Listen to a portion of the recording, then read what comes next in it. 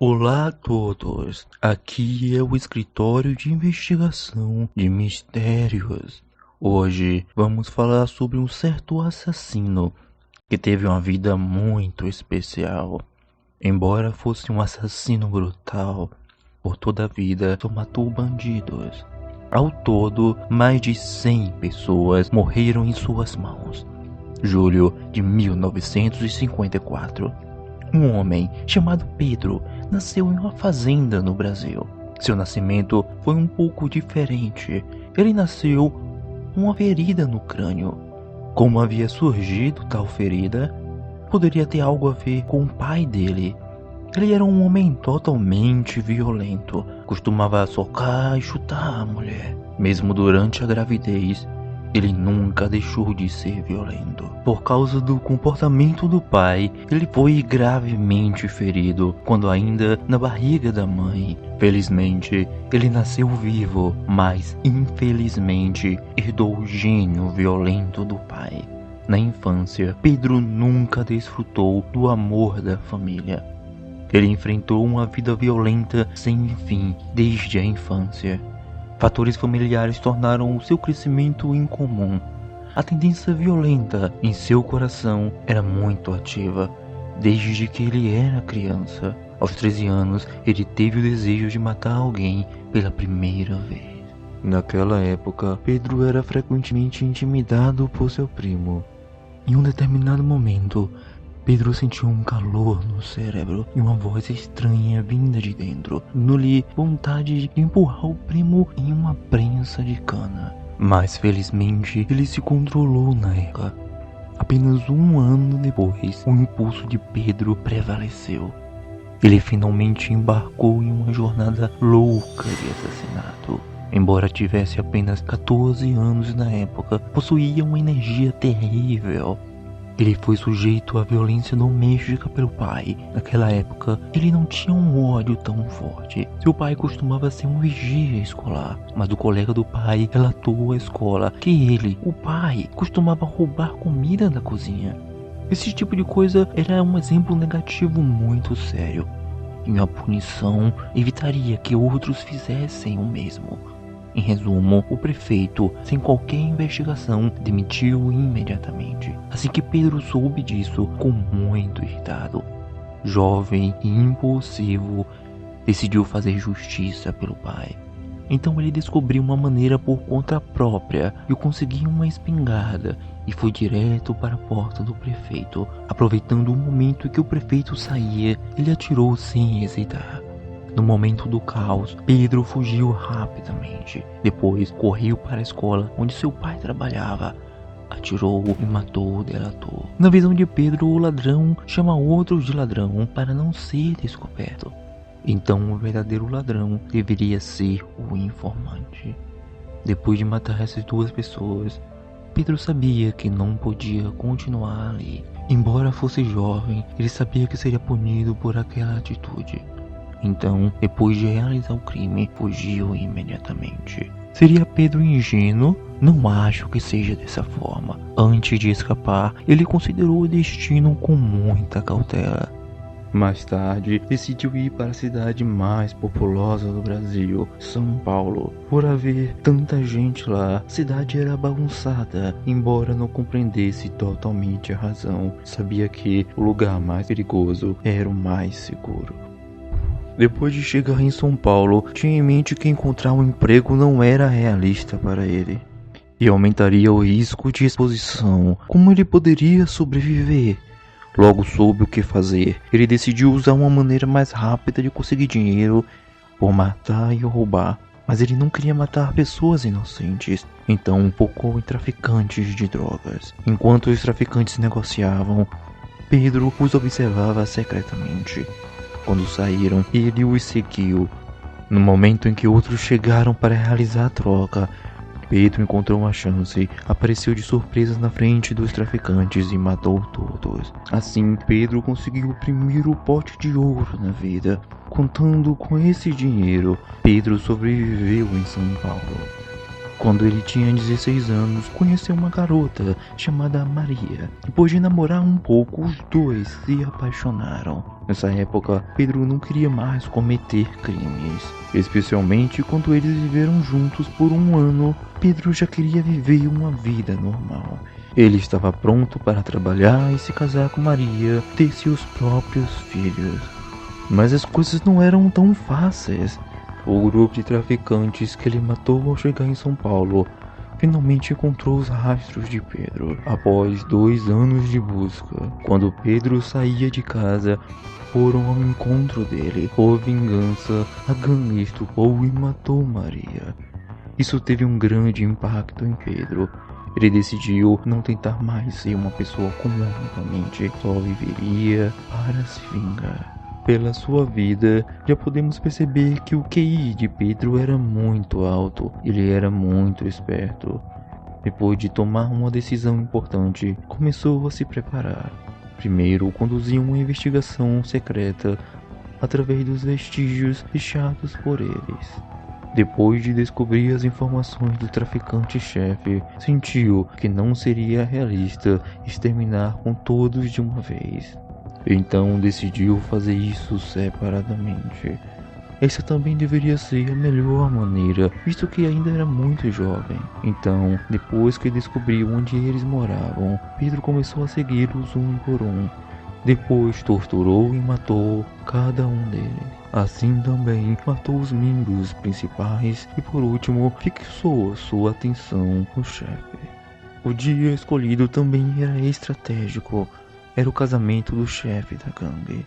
Pedro levou uma submetralhadora e correu como um louco, disparando. Um após o outro caiu. É informado que Pedro matou um total de 7 pessoas e mutilou 16. Depois deste incidente, Pedro já estava sendo falado por todos os criminosos de São Paulo. A razão de Pedro ter usado de tanta crueldade era muito simples.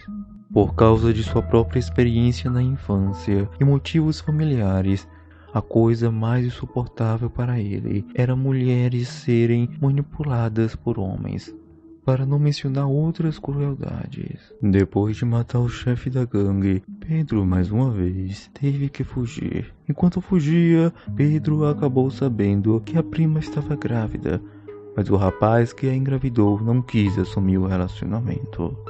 Ao saber disso, Pedro não hesitou.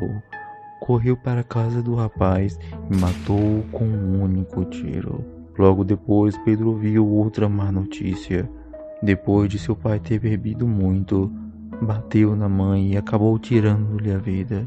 Neste momento, Pedro quase enlouqueceu. Ele sentiu que toda a má sorte deste mundo estava concentrada nele. Após um curto período de luto, Pedro decidiu se vingar. Mas o pai dele já tinha sido preso pela polícia. Não seria fácil realizar a vingança. Mas sem desistir, ele prosseguiu. Após um longo período de reflexão, Pedro decidiu arriscar, pois vingando sua mãe não importavam as consequências. Então ele escondeu uma faca debaixo da roupa e fez uma visita na prisão.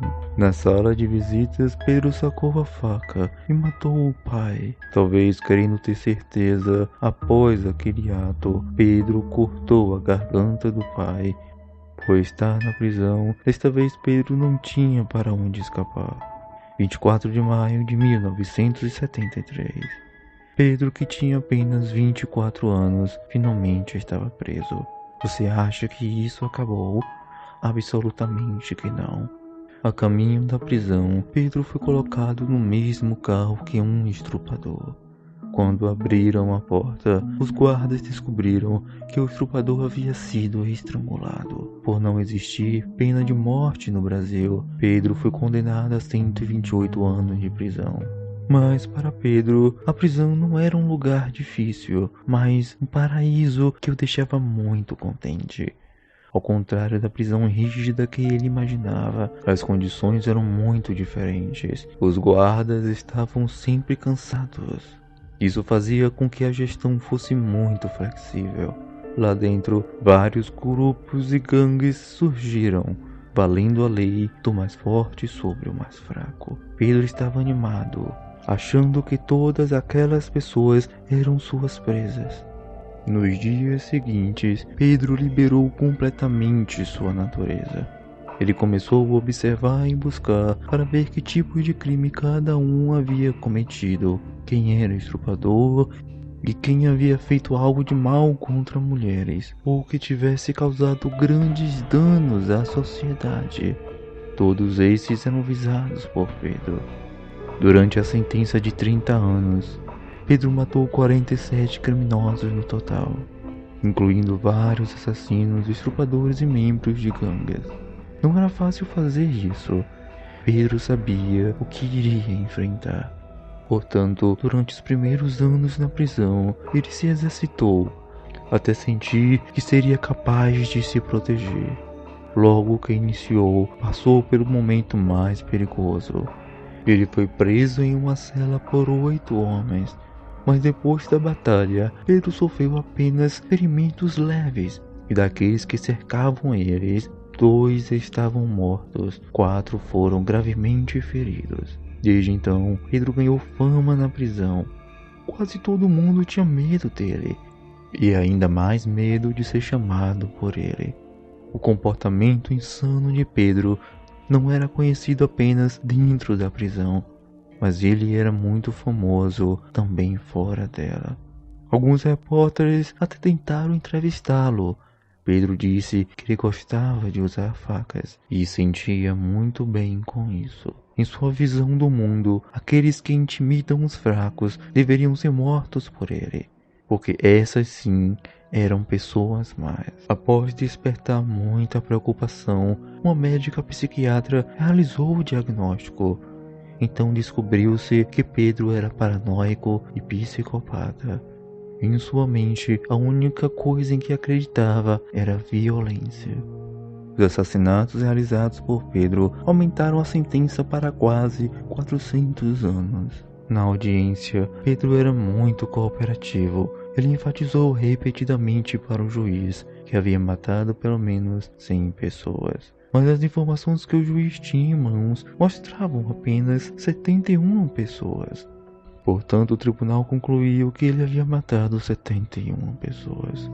A lei brasileira é muito mágica. Além de não ter pena de morte, também não permite que nenhum preso permaneça na prisão por mais de 30 anos.